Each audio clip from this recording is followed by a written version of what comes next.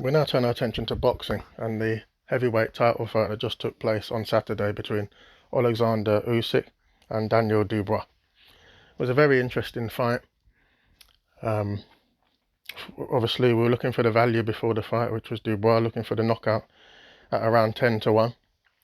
And it proved that that was a very sensible bet because there's been a contentious topic regarding an alleged low blow which happened.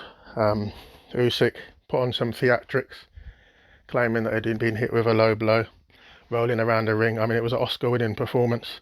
The referee stepped in.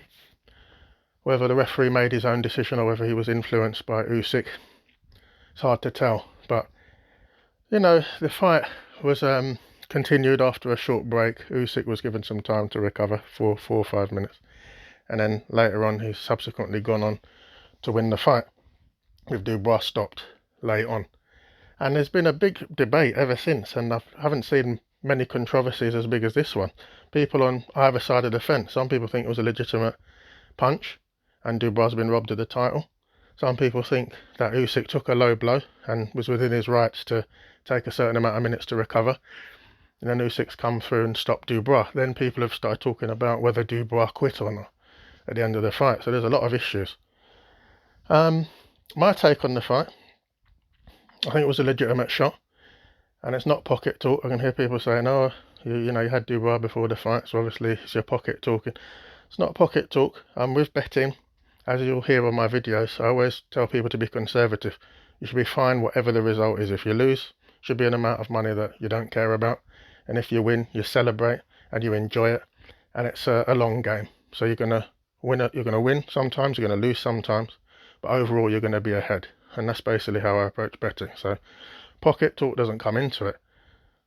For me, Dubois has landed a legitimate shot. Usyk's gone down. And then Usyk's used his experience to put on some theatrics and act it out. Oh, he's done it before. He did it against Anthony Joshua. Joshua landed a perfectly fine body shot.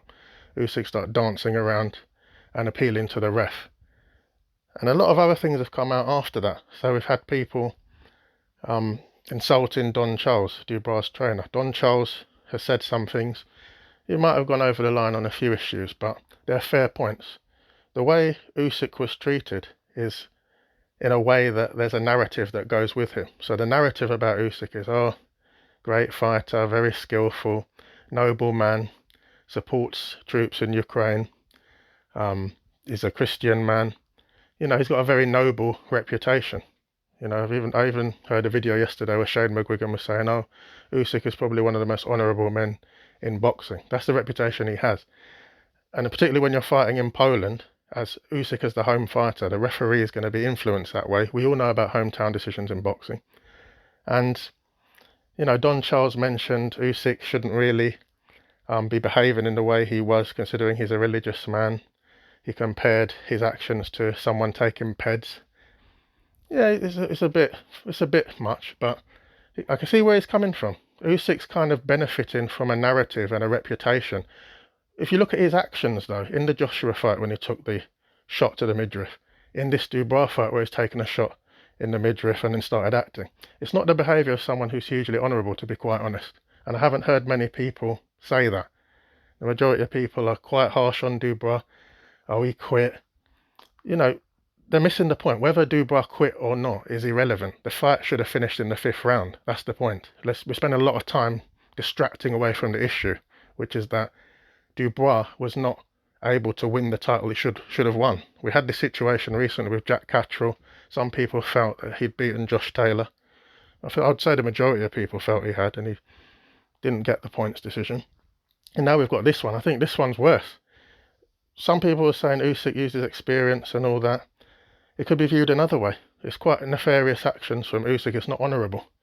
He's doing whatever he could. He's quite a cerebral guy from what we can see.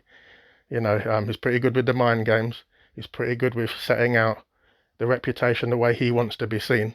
At the press conference, we had to watch him. He was holding a picture of Jesus and kissing it and doing all that. We had to go through all that. He wears the tribal clothes for his the Ukrainian traditional clothes, and he spends a lot of time trying to create a kind of reputation. And what's happened is that reputation has led to him being treated a certain way by referees. and a certain referee in this case. Yes, it was a home fight. We know about hometown decisions, but I think he's definitely pulled one off here. And Dubois has been robbed. And you've got a lot of people picking on Dubois. Tony Bellew's been pretty outspoken.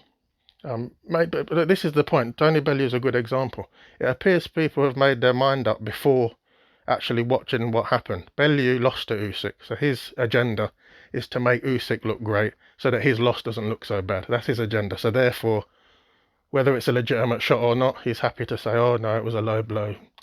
But then you've got other people on the other side of the fence. Carl Frampton said it was a legitimate shot. I think Johnny Nelson said it was a legitimate shot. So you've got people on both sides of the fence. What it comes down to is the referee has to make a decision at the time.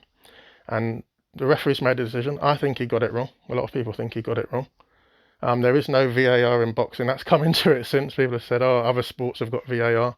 Boxing doesn't have VAR. If we had that, we could have looked at the shot and decided once and for all whether it was low or not. But one thing we've learned from the fight is that Usyk doesn't like it to the body. He hates it to the body. We saw it against Joshua. Really not interested in shots to the body. So the thing is, the news is out now. I mean, I don't know why every heavyweight is not making a lot of noise looking for that fight now, because the bigger guys, Usyk is not really a natural heavyweight. There's plenty of guys that could give him a hard night, and everyone's talking about Fury. I think Fury definitely beats him. I don't think it'll be difficult either. I think Fury is a lot bigger. He knows how to use his weight. It's almost a point where I'm not even that bothered about that fight. I'm pretty sure Fury wins it. He uses all his attributes. That's he's got the champion's mentality. He'll see it out. I think someone who's not Fury, i.e. not someone who's considered the best, could beat Usyk fairly easily. A Bakoli, Hrgovic. Now they're saying IBF are mandating that fight. Hrgovic must be absolutely salivating, having seen that fight. He can use his weight. He's much bigger. He has had some poor performances recently, Dempsey, McKean, and he didn't look great against Zhang. But I think these have to do with motivation. I think Hrgovic's kind of been waiting around for a fight, a big fight, and this is it, his title shot. He's around 29, 30 years old. He's in the peak of his powers physically. I think the size and the way he fights, he could definitely give Usyk trouble. But my point is, whether Usyk has got away with one here, whether Dubois has been robbed, the blueprint's out on Usyk. I don't think other elite heavyweights, say top 10 heavyweights, will miss the opportunity against Usyk. Fury's busy with Ngannou, and he hasn't said anything about chasing the Usyk fight. But it looks as though any heavyweight that fights him and uses their weight should be beating him. The blueprint's out. Yes, he does his skills, does his footwork. I noticed fighters seem to get caught up with this sort of fight for the jab, jostling for the jab, a pouring situation. I remember Audley Harrison used to do this type of thing.